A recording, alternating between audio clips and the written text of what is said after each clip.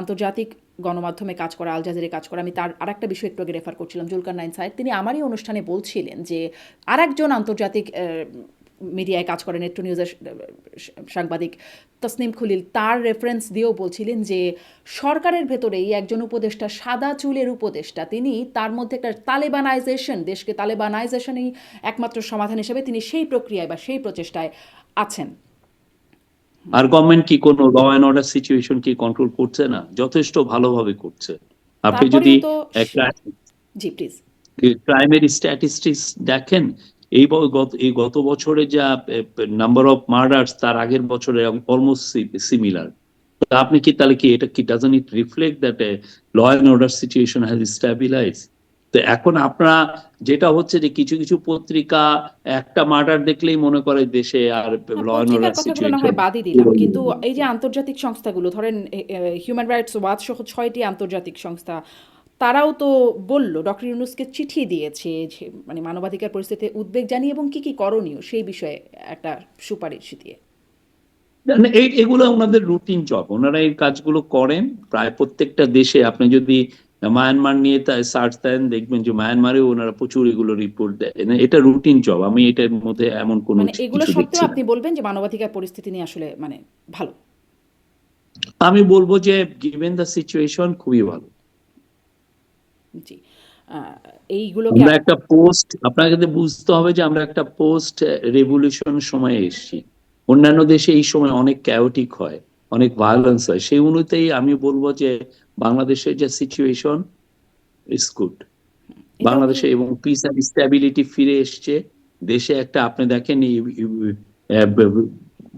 Foreign direct investment দেখেন, গত বছরের প্রথম 9 মাসে 80% গ্রোথ হয়েছে, 80% গ্রোথ হয়েছে। এটা কি এমনি হয়ে গেছে? ল অ্যান্ড অর্ডার সিচুয়েশন ভালো না হলে যারা এগুলো বলছেন তাদের গভর্নমেন্টকে, যারা এক ধরনের একটা আল্টোরিয়র এজেন্ডা নিয়ে গভর্নমেন্টের বিরুদ্ধে তারা, এবং তাদের আমরা আগে অনেক সময় দেখেছি তাদের রোলগুলো কি কি ছিল, বিশেষ করে পত্রিকাগুলো। এই কথাটা একদম মনে হচ্ছে যে মানে আমাকে মাফ করবেন, কিন্তু এইরকমই শুনতাম যখন আওয়ামী লীগ সরকার ক্ষমতায় থাকতো এবং আন্তর্জাতিক সংস্থাগুলো রিপোর্ট আসলেই আহ, তারা মানে এরকম একটা রিপ্লাই করতো। রিপ্লাইগুলোর কিন্তু আমরা সিমিলারিটি কি কি ভুল আপনি করে পাচ্ছেন? আপনি আওয়ামী লীগের সাথে আমাদের তুলনা আনেন কি তুলনা কিভাবে? আনছি না, আমরা কিন্তু কি তুলনা আনছি আমরা না। কি গুম আমি করেছি? আমি আমরা শুধুমাত্র কি এক্সট্রা নাটক সাজিয়ে এক্সট্রা জুডিশিয়াল মার্ডার করছি? আমরা কি ইয়ে করছি নাকি, কার ব্যাংক লুট করে নিয়ে যাচ্ছি নাকি? তা আপনি আওয়ামী লীগের সাথে এই গভর্নমেন্টের তুলনা না, কিভাবে আওয়ামী করেন? লীগের সাথে গভর্নমেন্টের তুলনা করছি না, আমি আসলে তুলনা করছি বক্তব্যের, যে যেই রকম ভাবে এই আন্তর্জাতিক সংস্থাগুলো তা রিপোর্টকে অবশ্যই রিজেক্ট করতো, আপনার এখনো বক্তব্যে দেখছি এভাবে রিজেক্টেড আপনাকে আমি হচ্ছে। একটা উদাহরণ দেই, আপনি জানবেন। আপনি তো নিজে জার্নালিস্ট ছিলেন। বাংলাদেশে যারা মফস্বলের সাংবাদিক আছেন তাদের অ্যাটলিস্ট 5-6টা পরিচয় থাকে। উনি একাধারে সাংবাদিক, উনি একা থাকে স্কুলের টিচার, অনেক ক্ষেত্রে বিজনেসম্যান, অনেক ক্ষেত্রে স্পোর্টস অর্গানাইজার, অনেক ক্ষেত্রে উনি মাল্টিপল টাস্কিং এ উনি ইনভলভ। তো তখন একটা জার্নালিস্ট যখন হ্যারেস হয় মফস্বলে, তখন আমাদের এই যে হিউম্যান রাইটস এর গ্রুপগুলো বলে যে বাংলাদেশে এই গত 6 মাসে 496 জন জার্নালিস্ট হ্যারেস হয়েছে।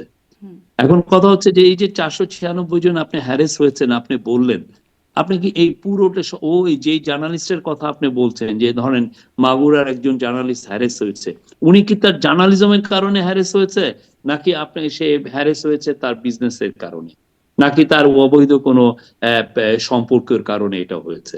তো এই জিনিসগুলো তো ইয়েদের হিউম্যান রাইটস গ্রুপগুলো আনেন না। আপনি গ্রামে যদি যান, আপনি যদি প্রত্যেকটা ইয়েতে ফলে হয় কি ওনারা সমষ্টিগত রিপোর্ট করেন এবং তখন এটা একটা লব সাইডের খুব বাজে একটা রিপোর্ট হয়। আপনার অদক্ষতার শিকার হচ্ছে দেশের ইমেজ, আপনার অদক্ষতার কারণে দেশের ইমেজ ক্ষতিগ্রস্ত হচ্ছে। আমি আপনাকে আহ্বান করি এই হিউম্যান রাইটস গ্রুপকে, আপনারা আরো বেশি ইনভেস্টমেন্ট করেন, আপনারা আরো লোক নেন, নিয়ে আপনারা ইনভেস্টিগেট করে দেখেন যে ঘটনাটা কি। একটা সাংবাদিক যে আপনি ডেইলি স্টারে একটা রিপোর্ট এসেছিল সেই ইয়ের থেকে, আপনাকে একটা উদাহরণ দেই। দিনাজপুরে এক সাংবাদিক, এক হিন্দু ব্যক্তি মারা গেলেন। উনি মারা যাওয়ার পরে এটা একটা নর্মাল ডেট ছিল, ভিসেরা রিপোর্ট এগুলো, কিন্তু ডেইলি স্টার এটাকে রিপোর্ট করলো যে তাকে পিটিয়ে মেরে ফেলা হচ্ছে, অথচ তার পুরো গায়ে টায়ে কোথাও কোনো একটাও মানে ইয়ের চিহ্ন নাই, আঘাতের কোনো চিহ্ন নাই, ওইটাই দিয়েছে। আমরা তো তখন প্রোটেস্ট করলাম যে দেখেন এটা তো ঠিক না, আপনারা আবার দেখেন। তো পরে ওনারা গিয়ে দেখলেন যে না, আসলে কোনো ধরনের কোনো তার কোনো রিপোর্টে বলছে না যে এখানে উনি হচ্ছে, এবং ওনার বন্ধুরাও বলছে না উনি একটা অপমৃত্যু না, এমনি ইয়ের মৃত্যু হয়েছে। তো এখন এই জিনিসগুলো পরে হিউম্যান রাইটস গ্রুপ যদি দেখেন, বা আপনি ডেলি স্টারের এই রিপোর্টের কারণে আপনি ইন্ডিয়ান নিউ দিল্লি থেকে স্টেটমেন্ট দিয়ে দিয়েছে ওদের ফরেন মিনিস্ট্রি এই বিষয়ে, এই ওনার মৃত্যুকে নিয়ে। এখন দেখেন, আপনি যদি একটা ভুল করেন, অরিজিনাল ভুল করেন, সেটাকে কিভাবে রেপ্লিকেটেড হয়, সেটা কিভাবে অন্যান্যরা এটাকে পেয়ে বসে, এবং এইভাবে তখন আরো এই মিথ্যার একটা জাল বাড়াতেই থাকে।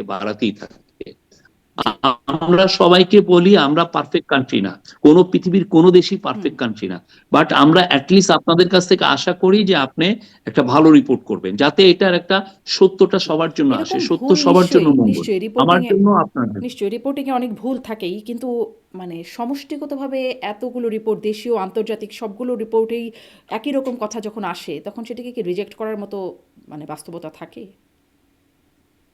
আমি বলবো যে আমরা আমাদের রেকর্ডস গুলো খুবই ট্রান্সপারেন্ট। আমরা আমি আমাদের গভর্নমেন্ট মুভ নিয়ে আমরা প্রতি মাসে পুলিশের ক্রাইমের স্ট্যাটিস্টিক্স দেখাচ্ছি, কোথায় কি হচ্ছে। আমাদের যদি ব্যর্থতা থাকে, আমরা ব্যর্থতার কথা স্বীকার করছি যে না, এখানে আমাদের ব্যর্থতা হয়েছে। আমরা ডেইলি স্টারের বিষয়ে আমরা বলেছি, আমাদের গভর্নমেন্ট ইজ ডিপলি সরি, তার জানিয়েছে। তো আমরা এগুলো বিষয়ে আমাদের একদম ওপেননেস আছে, এই গভর্নমেন্ট ওপেননেসে বিশ্বাস জি। করে। কিন্তু আপনারা তারপর সরি দেখা হন, কিন্তু যাচ্ছে খুব যে অনেকে ব্যবস্থা মানে আ ব্যবস্থা দেখার মতো সেই জায়গাটায় যাওয়া যায় না। ধরেন যখন ৩২ নম্বর ভেঙে ফেলা হলো, গুঁড়িয়ে ফেলা হলো, তখনও আপনারা সরি হয়েছিলেন। সরকার বিবৃতি দিয়েছিল এটা নিয়ে, যেটি মানে বেঠিক কাজ, সঠিক কাজ হয় নাই এটার জন্য। কিন্তু তারপরেও তাদের বিরুদ্ধে খুব ব্যবস্থার ব্যাপারটি দেখা যায় না। এই প্রথমবারের কথা বলছি। এখনও মানে প্রথম আলো ডেইলি স্টারের ক্ষেত্রে আপনারা আবারও সরি হচ্ছেন। কিন্তু মানে যাদেরকে উস্কানিদাতা হিসেবে দেখা ডেইলি স্টার, যাচ্ছে। প্রথম আলোর এর আগে দুই একবার অ্যাটেম্প্ট হয়েছিল, প্রত্যেকটাই কিন্তু আমরা ঠেকিয়েছি। এটা যদি কেউ বলে যে না আমরা কিছুই করছি না, দ্যাট ইজ এ লাই। জি। আ আপনার আরেকটা সেই ইন্টারভিউয়ের মধ্যে আরেকটা বিষয় আসে যে সরকারের মধ্যে এক্সট্রিমিস্ট এলিমেন্ট আছে, এরকম একটা বিষয়ে যখন সাংবাদিক প্রশ্ন করছেন, আপনি বলছেন যে এটি ফাইনেস্ট ক্যাবিনেট। এখানে একাডেমিক আছেন, সাবেক আমলারা আছেন, সাবেক আর্মি অফিসাররা আছেন, মানবাধিকার কর্মীরা আছেন। আম কিন্তু আমারই অনুষ্ঠানে মানে আন্তর্জাতিক গণমাধ্যমে কাজ করা, আল জাজিরায় কাজ করা, আমি তার আরেকটা বিষয় একটু আগে রেফার করছিলাম, জুলকারনাইন সাহেব। তিনি আমারই অনুষ্ঠানে বলছিলেন যে আরেকজন আন্তর্জাতিক মিডিয়ায় কাজ করেন, নেট্রো নিউজের সাংবাদিক তসনিম খলিল, তার রেফারেন্স দিয়েও বলছিলেন যে সরকারের ভেতরেই একজন উপদেষ্টা, সাদা চুলের উপদেষ্টা, তিনি তার মধ্যে একটা তালেবানাইজেশন, দেশকে তালেবানাইজেশনই একমাত্র সমাধান হিসেবে তিনি সেই প্রক্রিয়ায় বা সেই প্রচেষ্টায় আছেন। আপনি আসলে এই বিষয়ে কি বলবেন? এই বিষয়ে কি আপনারা জানেন নাকি জানেন? এর চেয়ে ভয়ঙ্করতম কথা, এটা বাইরে হলে এটা লিটিগেশন হতো, কেস হতো এটা। ঠিক আছে, আপনি একটা জিনিস একজনের বিরুদ্ধে না জেনে, একজন কি করলো আপনি না জেনে, উনি যদি এটা জানেন, এটা সে তসলিম খলিল আর জুলকারনাইন সাহেব, ওকে রিপোর্ট করেন না কেন? আপনি একটা জিনিস একজনের নামে হেয়ারসে আপনি বলে দিচ্ছেন যে না উনি এরকম, উনি এক্সট্রিমিস্ট, উনি তালেবানাইজেশনে বিশ্বাস করেন। উনার কাজগুলো এনেন, আপনি তো ইনভেস্টিগেটিভ একটা ওয়েবসাইট চালান, ইনভেস্টিগেটিভ একটা নিউজ সাইট চালান, আপনি একটা পুরো রিপোর্ট করেন, পুরো রিপোর্টে আপনি দেখান যে উনি এই কাজগুলো করেছেন, যার ফলে দেশটা তালেবানাইজ হয়ে গেছে। তো আপনি স্পষ্ট এভিডেন্স এনে তারে, যতক্ষণ না আপনি না আনছেন ততক্ষণ এটা বলাটা, আপনি তো রেসপেক্টেড একজন জার্নালিস্ট, আপনি এটা কিভাবে বলেন? জি। এই জায়গাগুলোতে বাইরে আপনি কেউ এটা করতে পারে না। এটা হলে তখন পিউনিটিভ মেজারে যেত। সো বলছে না, তাহলে আপনি কেন আমার যাচ্ছে না পিউনিটিভ মেজারে? বাংলাদেশে পিউনিটিভ মেজার, বাংলাদেশে কোন সাংবাদিকের এগেনস্টে কোনো কেস দিয়ে কোনোদিন কোনো পিউনিটিভ মেজার হয়েছে দেখেছেন? কোন ডিফর্মেশন হয়েছে? আমি 500 কোটি টাকার আমি ডিফর্মেশন চেতে পারি, একটা টাকাও পাওয়া যায় না। পাওয়া কিন্তু যাক বা আমার না মনে যাক, হয় মামলা চললে মামলাও তো চলতে পারে। মানে ব্যবস্থা নেওয়ার। মামলা বাংলাদেশের 54 বছরের হিস্ট্রিতে ডিফর্মেশনের কেস কোথাও যায় না, এটা হয় না। ফলে সাংবাদিকরা বাংলাদেশের ভালো মতো যার এগেনস্টে যা ইচ্ছা লিখতে পারেন, এটা হয় না। আমার বিরুদ্ধে যদি আজকে একজন বলে ফেলেন যে শফিকুল আলম এই কাজ করেছে, এই আকাম কুকাম করেছে কোনো এভিডেন্স ছাড়াই হুম। এবং না জেনে, এর বিরুদ্ধে আমার কিছু বলার নাই।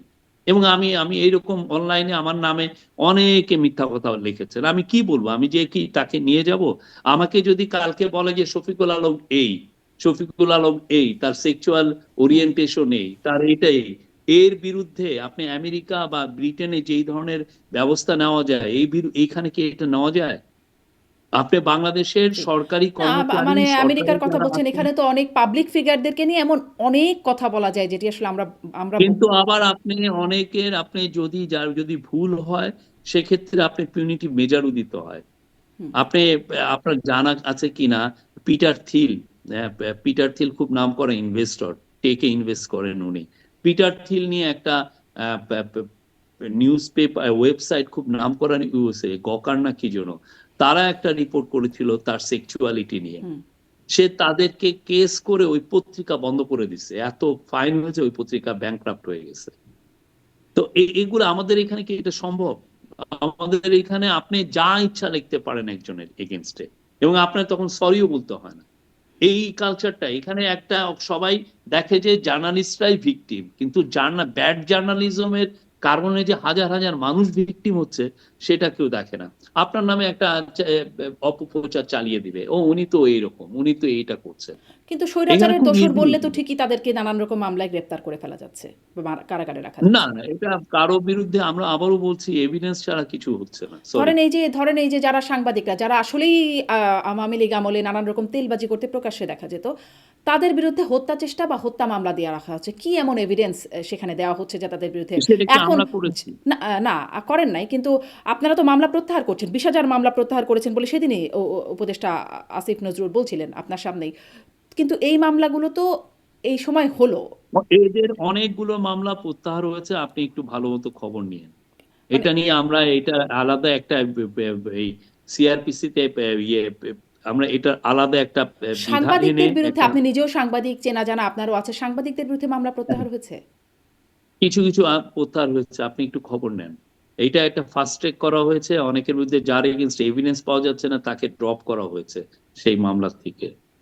জি, কিন্তু আমি আসলে খবর নিতে পাচ্ছি না। এইজন্যই আপনার সাহায্য চাচ্ছিলাম যে আপনি কি আমাকে বলতে পারেন যে কারো কেউ মুক্ত হয়েছেন? এখন আমি তো আমি চিফ অ্যাডভাইজার অফিসকে রিপ্রেজেন্ট করি, উনাকে চিফ অ্যাডভাইজারকে রিপ্রেজেন্ট করি। আপনি আপনি সব ল মিনিস্ট্রি বা পিএ মিনিস্ট্রির প্রত্যেকটা টাইনি বিষয়ও তো আমার জানার কথা না। তারপরে আমি, আপনি নেক্সট টাইম যদি আসি তখন এই কোশ্চেনটা রেখেন, আমি একদম বিস্তারিত আপনাকে বলতে পারবো।